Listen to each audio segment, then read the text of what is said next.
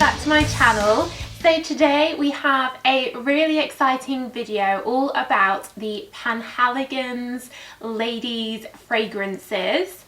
It's something that you guys have been requesting for a while, and I have just managed to get my hands on a whole selection from their range. PENHALIGON'S kindly sent me some, so I'm going to take you through, give you my impressions and explain a bit about the brand and everything as well. If you're new here, then hello, welcome. We are all about perfumes here. I have hundreds and hundreds of other videos all about different ranges, different perfume notes, so do check them all out. And if you're a regular but you haven't subscribed yet, then do hit that subscribe button and show your support and get involved in the comments down below.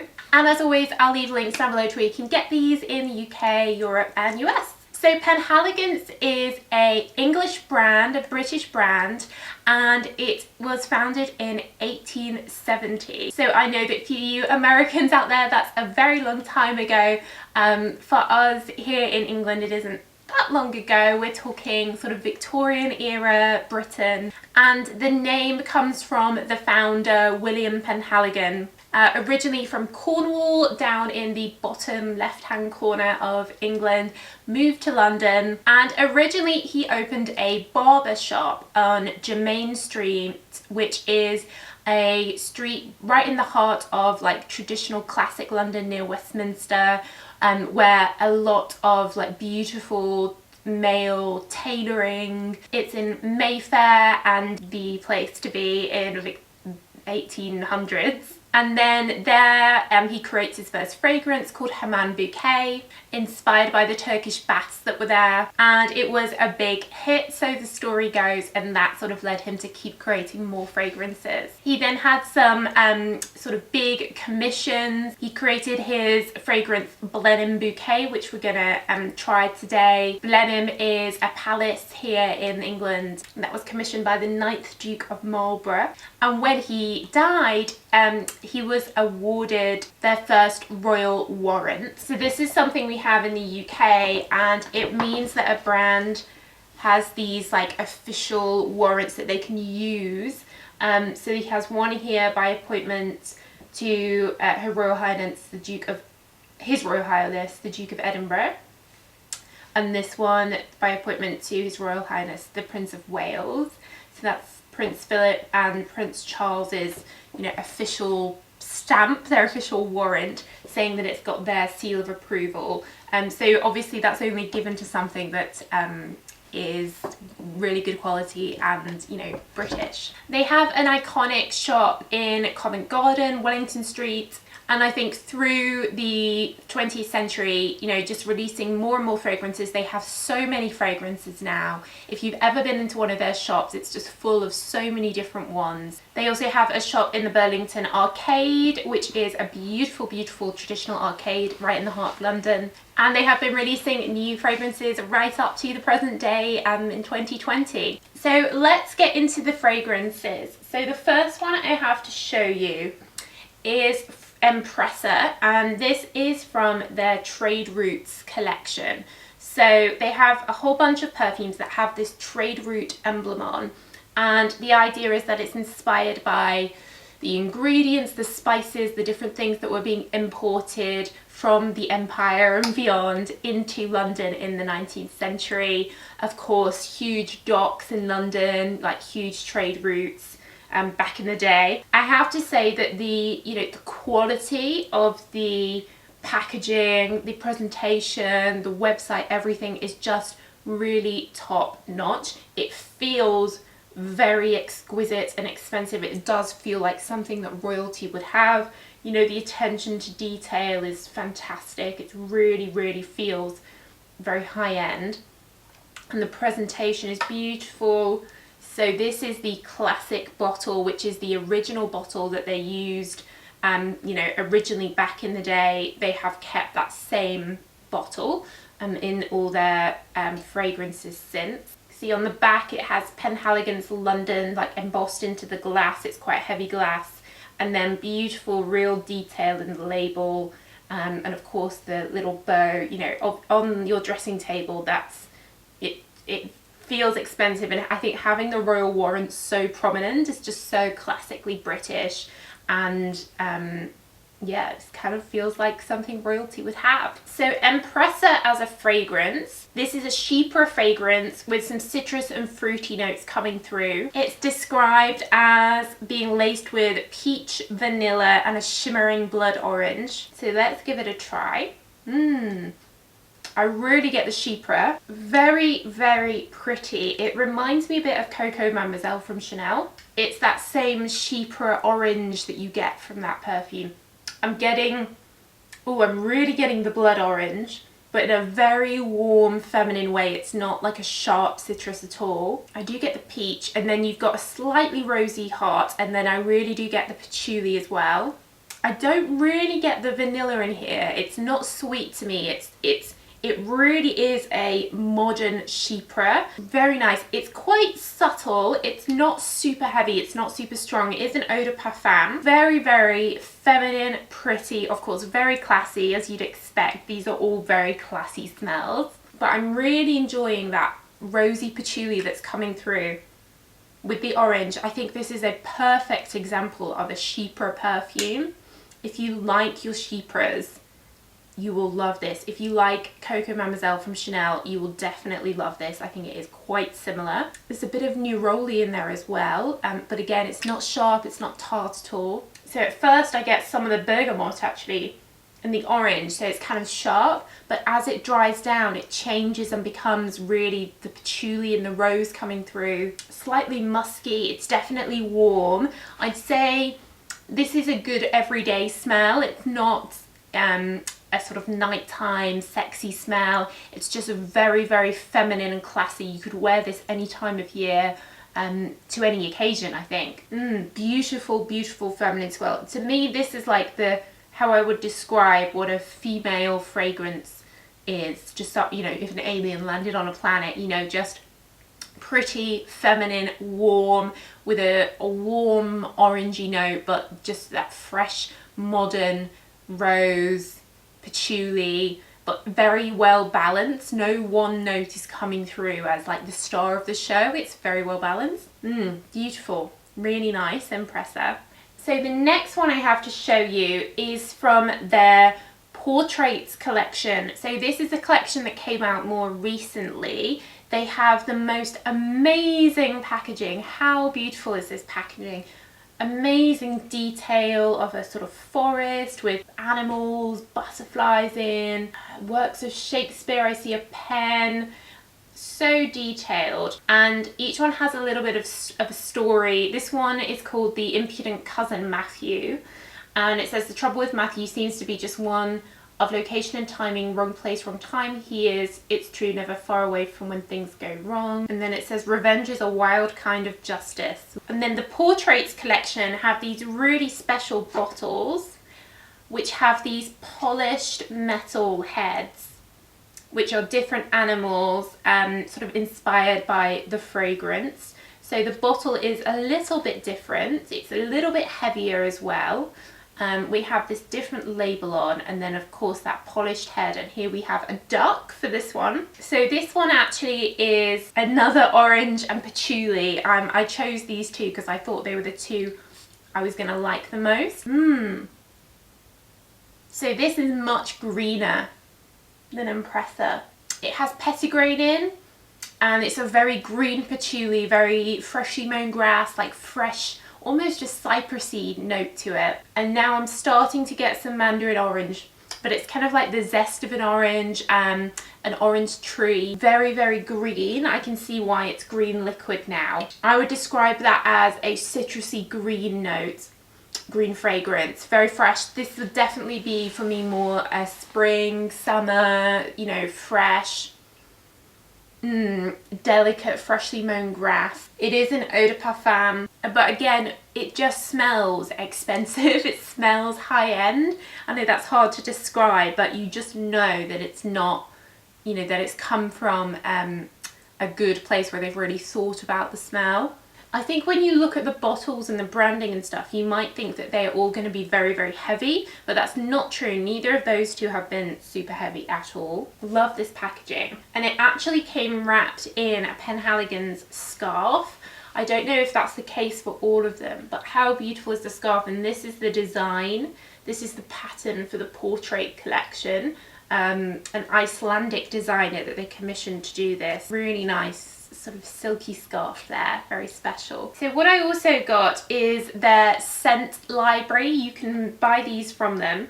I think there are a couple of options, and this is 10 2ml samples in this really nice little metal case, and it explains it all in this nice little booklet. And then you have this selection here. I think this is the ladies selection, obviously.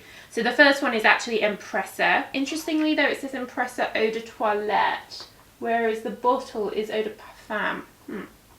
But the next one is Luna. So you guys know I love moons, I love the word Luna, I love anything like that. So this one is really citrusy, lemony, with an aromatic undertone. It has got juniper berries in here, a bit of a balmy fir note. Again, it's got some slight floral rosy undertones, but predominantly it's lemons. Has bitter orange in as well, and bergamot, which always works really well with the lemon to make something very fresh. This is definitely the most citrusy of the ones I've tried so far. Very fresh, and I think the packaging, the picture and everything's so pretty. Love that big white bow on there. I think this would be lovely as a quite comforting fragrance. Sort of coming home from work perhaps, and you want to spray something very homely and comforting, sort of around the house, very feminine. And it talks a little bit about the moon goddess in the description, and it is kind of otherworldly and very delicate and pretty. Again, you know, not a heavy one at all. So next we have Artemis Ear, which I assume is inspired by Artemis, the Greek god. Artemis, I think she's Zeus's daughter, she has a bow. So this one's definitely a bit stronger than the others so far, a bit heavier. I'm getting quite a lot of violets from this one, a very powdery, feminine violet, like the smell of makeup, like lipstick, eyeshadow, that type of violety smell. It's got lily of the valley and jasmine in, but musky, violety. I know a lot of people love those violety notes, those musky notes. This is the one for you. Very pretty, I'd say. Very, very feminine. Like, that is such a feminine smell, isn't it? That violety smell. But again, it feels very complex. You can tell there are lots of other things going on beneath it. Like, it has some nectarine, jasmine, but overall it just feels like a mysterious violet, I describe it as. So next we have Blenheim Bouquet. So this one first came out in 1902 in that commission we mentioned earlier. Now this is really citrusy. I'd say that this is probably a unisex fragrance. You've got lemon, pine and lavender. So those are all notes that you get quite often in male fragrances. They could definitely be worn by a man. It's a fresh, quite sharp lemon, I'd say. And then you've got the smell of the pine and the lavender. I can imagine, it's been many, many years since I've been to Blenheim Palace, but I can imagine walking around the gardens there. You would have like pine trees, you'd have lavender, maybe even lemon trees, and it kind of reminds me of that smell of walking around an English country garden and getting all the, it's a very fragrant experience if you've ever done that, because there's so much, you know, going on, so many things that are growing there. Nice, very fresh, definitely the most sharpest of the citruses so far. So next we have Duchess Rose in lovely pink colour liquid here. And this one, the coveted Duchess Rose, is one of the portrait ones. So this one has an animal on the lid. I think it could be a fox. So this is a very, very classic rose. It reminds me of, in my head, I'm still at Blenheim Palace. You know, like if you go to the gift shop, they might have different rose products, like very English rose, that type of smell. It's slightly musky. I can imagine this being something that someone from Downton Abbey would wear. You know, one of the girls in Downton Abbey would wear this, like very, very classic English rose smell. One for rose lovers who are looking for something, you know, it's not super light like a Misty or Rose of Roses. It's not particularly fresh, it's just like a classic rose. Next we have another one from the portrait collection called The Tragedy of Lord George. And this one has a big stag with antlers on the top, very cool. This is actually a male fragrance for sure. Ooh, So this is very masculine. I like this. I'd like this on a man. It's got brandy in. It's woody, warm, amber, tonka bean. Very, very, very masculine. Very nice. The wood is like a, you know, like an old-fashioned wood, like a wood that's been there for many years. That type of smell. And then there's been brandy spilled on it over the years, and it's all very warm. I'd say this is more winter perfume, cozy, deep, intense, and I think that is the heaviest one that we've tried so far. That's definitely a strong one. That would be lovely on a man. Quite sexy, I think, with that brandy note. So next we have Quercus Eau de Cologne. This is unisex and has that really cute yellow bow on it. This is from 1996. So this kind of reminds me of some of the ones we've had before with that, like the Blenheim Bouquet with the zesty, sharp citrus notes. It's also quite mossy though. You've got oak moss in here, cardamom. So it's probably a bit more towards the aromatic side than the Blenheim Bouquet was with the cardamom in there. So again, feeling quite unisex.